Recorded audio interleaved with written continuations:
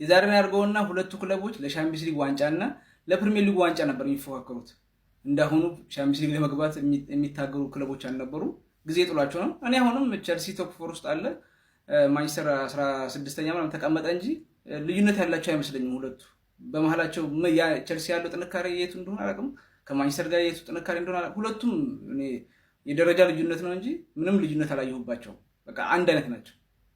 እኔ ማንቸስተር እናንተ በሊጉ እኮ 8 ጨዋታ ያለ ድል በታሪኩ የመጀመሪያ ነው።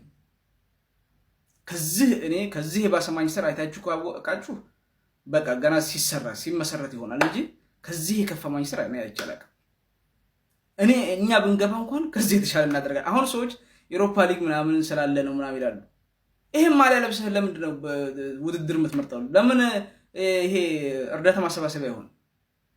ያለውን ነገር መስጠት ነው እንጂ እኔ እኮ አቅቷችሁ ነው ብዬ አላስብም። ሆነ የሚገርማችሁ ነገር አቅቷችሁ አይደለም፣ የሆነ ነገር አለ። በቃ የተወጉት ነገር አለ። በቃ አቃጥሉኝ፣ አላህ ያቃጥላችሁ። ብቻ አንድ ተስፋችን መቼ ነው? ሮብ ያቺ ዋንጫ ካላመጧት በየቤቱ በጋለ ብረት ነው ፍሬያቸውን ማቃጠልላቸው። በየቤቱ እየሄድኩኝ በየቤቱ እኔ አሞሪንም አሁን ተስፋ ያደረኩበት ቀጣይ ዓመት ዝውውሮች ተፈጽመውለት የተሻለው ማንቸስተር ያሳየኛል ብዬ ነው እንጂ እስካሁን ድረስም የሆነ ነገር ማየት ነበረብን።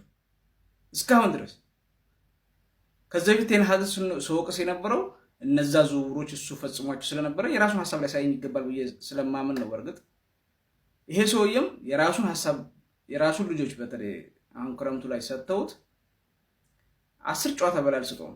10 ጨዋታ በላይ አሁን ተስፋዬ ምንድነው?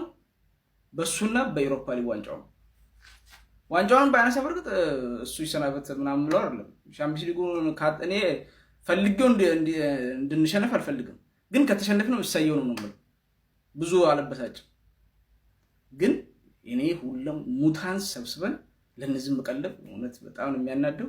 ተሰብስበን ብንሄድ ከዚህ የተሻለ ውጤት እናመጣለን ብዬ አስባለሁ። ለማንኛውም እስቲ የተሰማችሁን ኮሜንት ላይ አስቀምጡ። ቪዲዮ ከተመቻችሁ ኮፒ ሊንክ፣ ላይክ፣ ፎሎ አድርጉ። ቴንክ ዩ